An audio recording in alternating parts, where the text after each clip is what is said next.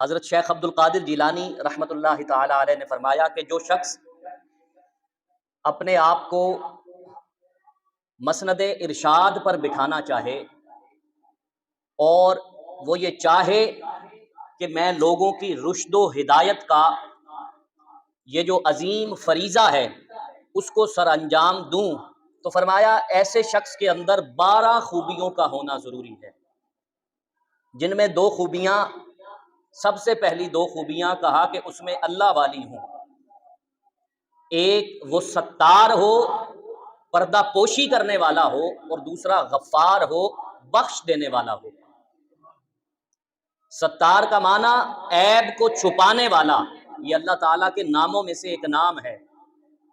اللہ نے اپنے آپ کو ستار کہا، اور اللہ سے بڑھ کر کوئی ستار ہو نہیں سکتا کہ وہ دن بھر ہمارے عیب دیکھتا بھی ہے، اگر چاہتا تو دوسری قوموں کی طرح، جیسے دوسری امتوں میں ہوا کرتا تھا کہ کوئی شخص رات کو گناہ کرتا، صبح وہ گناہ اس کے ماتھے پہ لکھا ہوا ہوتا تھا۔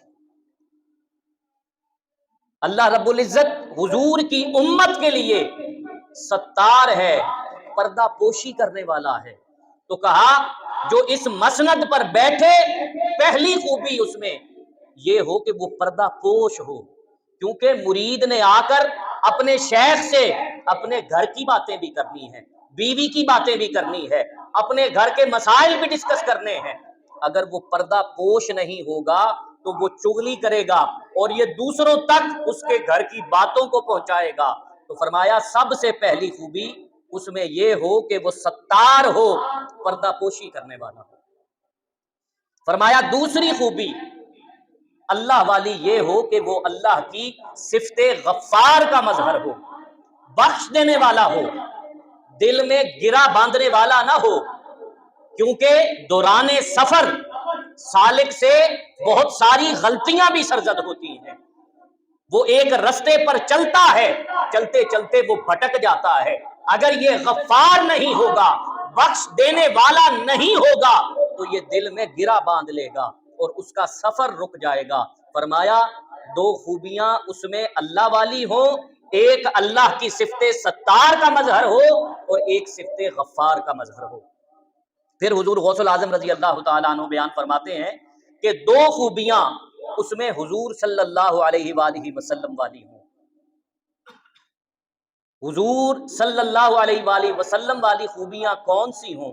ایک رفیق ہو اور ایک شفیق ہو۔ رفاقت کیسی؟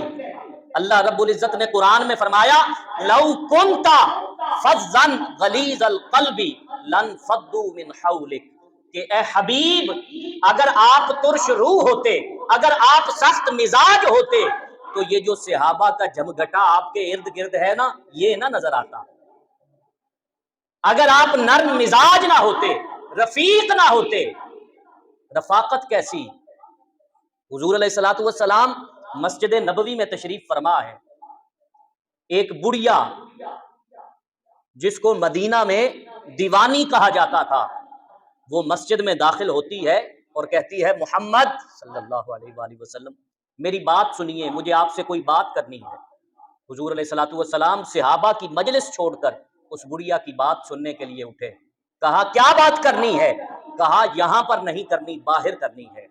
حضور علیہ الصلوۃ والسلام کو مسجد نبوی سے باہر وہ دیوانی عورت لے گئی اور حضور پیچھے پیچھے جا رہے ہیں، 2 جہانوں کا والی پیچھے پیچھے اس دیوانی عورت کے، وہ لے جا کر ایک میدان میں کھڑا کر دیتی ہے اور اپنی باتیں سنانے لگ جاتی ہے۔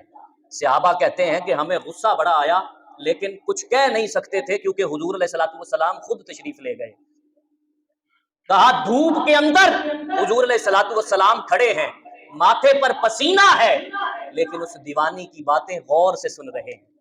وہ دیر تک اپنی باتیں کرتی رہی اور حضور علیہ الصلوۃ والسلام کھڑے سنتے رہے۔